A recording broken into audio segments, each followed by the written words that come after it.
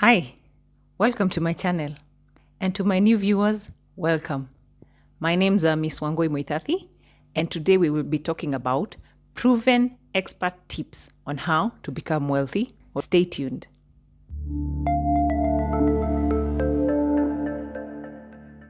The first tip is develop a financial plan. Develop a written financial plan.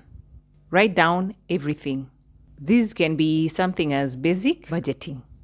And when you write down a financial plan, have a plan to activate it. Don't just write it down. Don't just say it, do it. Most people have a financial plan. Okay, it's not very hard to come up with one. It's the same as when New Year comes, you have these resolutions. I'll do this, I'll try and achieve this. And then you end up doing nothing. So write it down with a plan to activate it. Track and plan all your expenses. Even before money comes to you, you need to have a plan already. When you track and plan your expenses, it means you're in control of your finances. This helps you prevent overspending and it allows you more money for saving or something like investing. Use apps like spreadsheets and tools to help you to set spending limits. A financial plan can have something as simple as allocating 20% of your income towards savings. It can be like in an emergency saving account. Budgeting or having a financial plan is the first step towards wealth building. So if you really want to control your money, you really have to have a budget. That's the first step towards controlling your money. And it's either you're controlling your money or your money is controlling you. When you control your money, you know where your money goes to.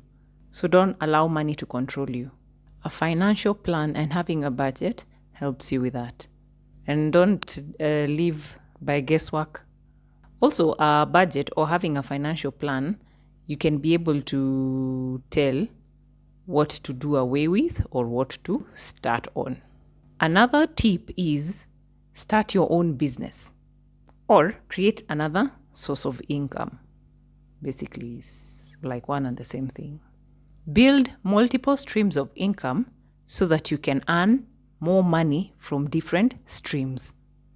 In these times we are living, it's not very great to be relying on one source of income. It can be very tricky and risky and very dangerous because it's like you're hanging on that one thread. So if that thread cuts or it cuts off, you see there's nothing else that's holding you up. So create another source of income. Start a business, start a side hustle, just start something that will bring you more money. By doing this, you diversify your income, thus reducing strain on that one source of income that you have. You reduce dependency on one source, which is great because you'll have more cash. We all need more cash flow. You can start freelancing, do side hustles, or buy dividend stocks. All these are ways of making you earn additional cash or money.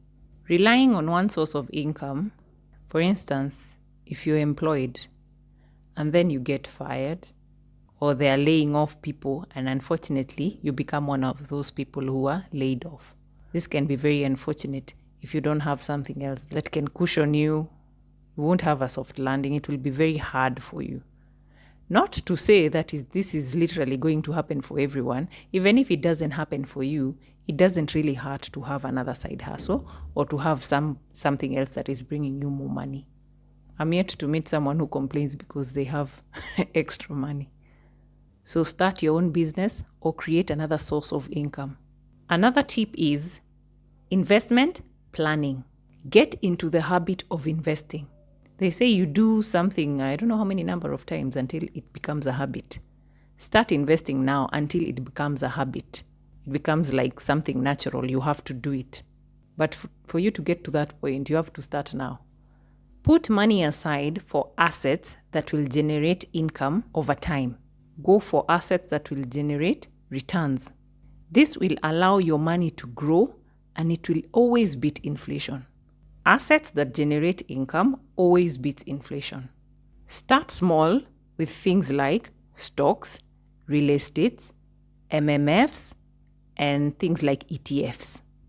Investing early ensures long-time wealth creation for you. So the earlier you start, actually, it's even better because you'll start investing smaller amounts. For instance, a young person who starts investing in their 20s and someone who starts investing in their 40s are totally in two different places. Because the one investing who starts to invest in their 40s or later in life will have to do big strides, unlike the young guys. If you start when you're young, then you can just be putting money aside, like a small chunk or a small percentage of your money. So starting early is always the secret. At the end of the day, it's never late for anyone. You can start. Mahali information inakupata, anza hapo. Okay? Because nobody was born knowing these things. And that's why you see we tell you, surround yourself with the right people.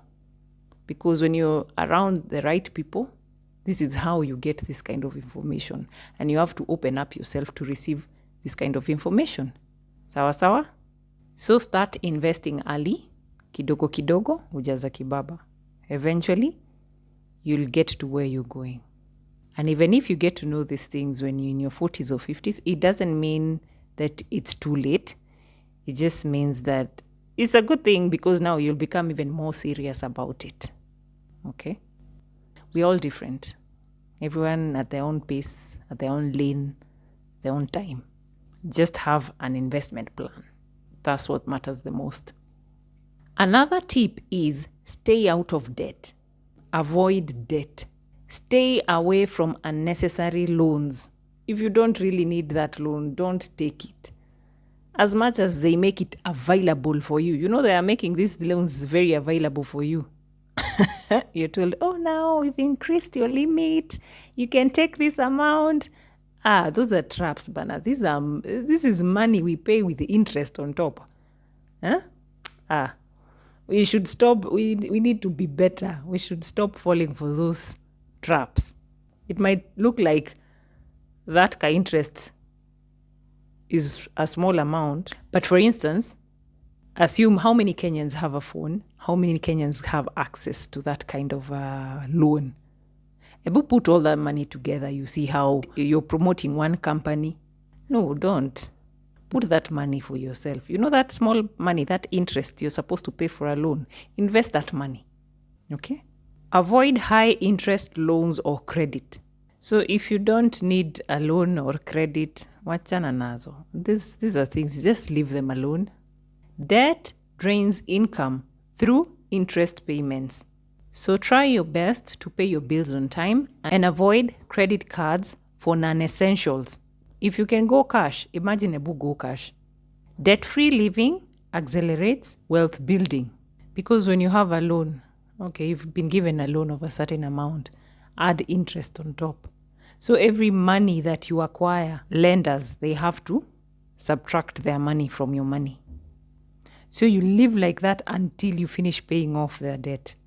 Some people have funny ways of trying to run away from this, but at the end of the day, I always say you can't run away from your shadow. It might disappear at night, but tomorrow morning, it is there with you. Okay? Be responsible. So if you have a loan, pay it, avoid loans. If it's not necessary, leave it alone. Another tip is learn from experts. Seek professional advice.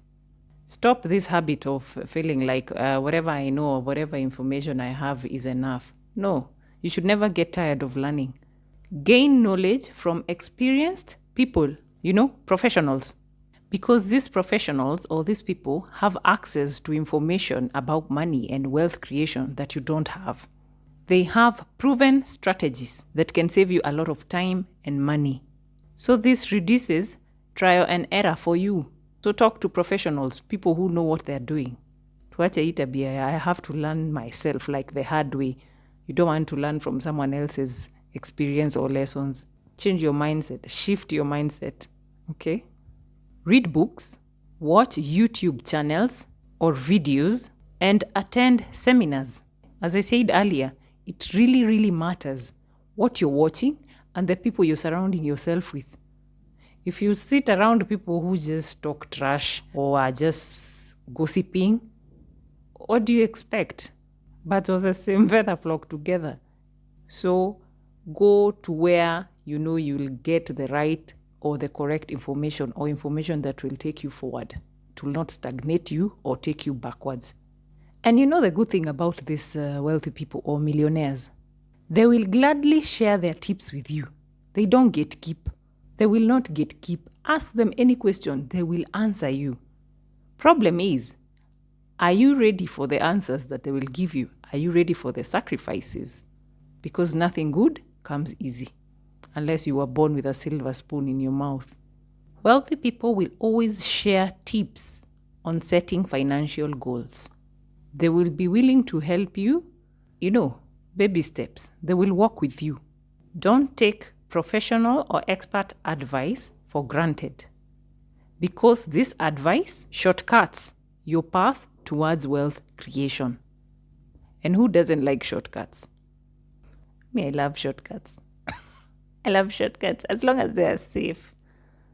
Okay, with finances or with money, there's no guarantees like 100%, But at least a shortcut, when someone tells you do this, and this is a professional or an expert at such things, maybe you should listen and take a leap of faith.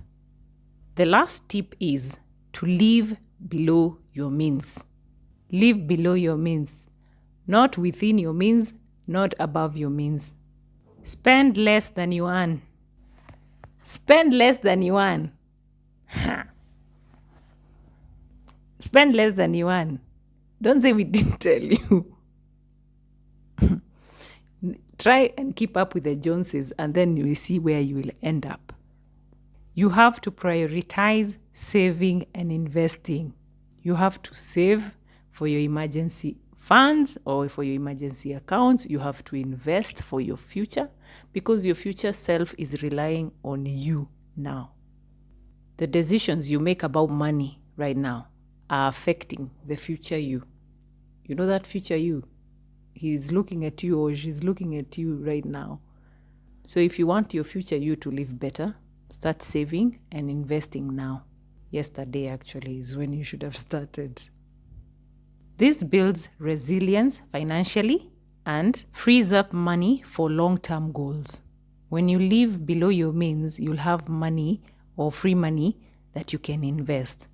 When you live within your means, you spend all the money that you have. You will not have any extra cash. When you live above your means, this is where you even start borrowing people or going for loans. But when you live below your means, it means you'll have extra money. So this is the extra money that you'll put into savings and investments. Avoid lifestyle inflation at all costs. Don't be moved by these lifestyle things. A lot of people are victims of that. Try your best to be the 1%. Don't follow the 99%. It will feel awkward, but the fruits are sweeter. Don't be afraid to be different. Create a spending plan and focus on needs and not wants.